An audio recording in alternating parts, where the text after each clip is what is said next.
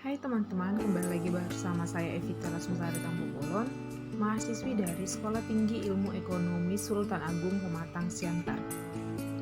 Nah, di presentasi kali ini, saya akan membahas mengenai contoh kasus pelanggaran etika pada perpajakan.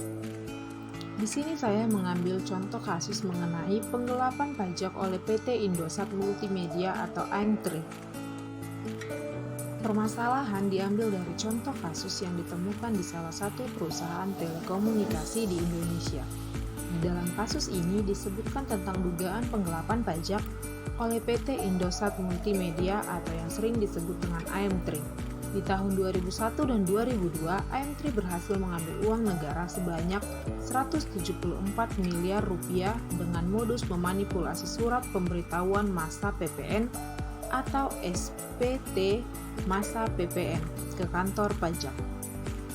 Kasus ini pernah beredar pada tahun 2003 oleh Wakil Ketua Komisi 5 yaitu M. Rashid Hidayat yang membongkarnya pada waktu itu.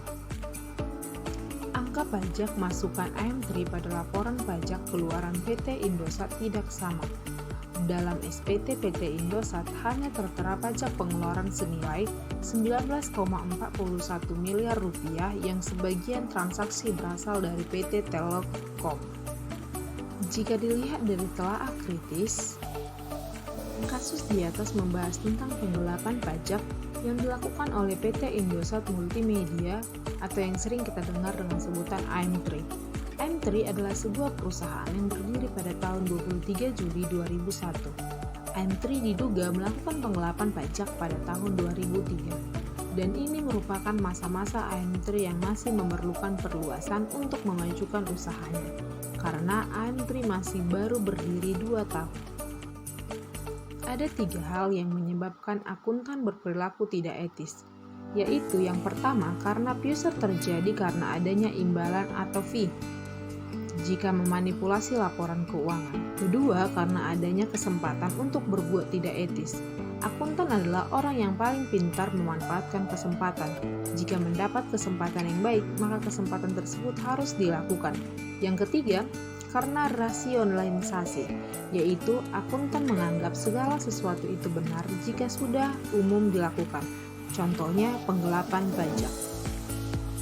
Penyimpangan-penyimpangan etika dari tiap-tiap profesi tersebut didasari oleh alasan yang hampir sama dengan moral akuntan.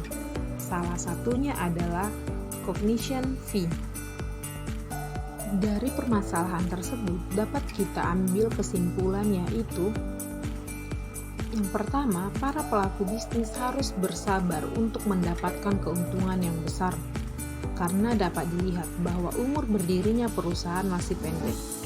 Para pelaku bisnis harus bisa melihat prospek jangka panjang.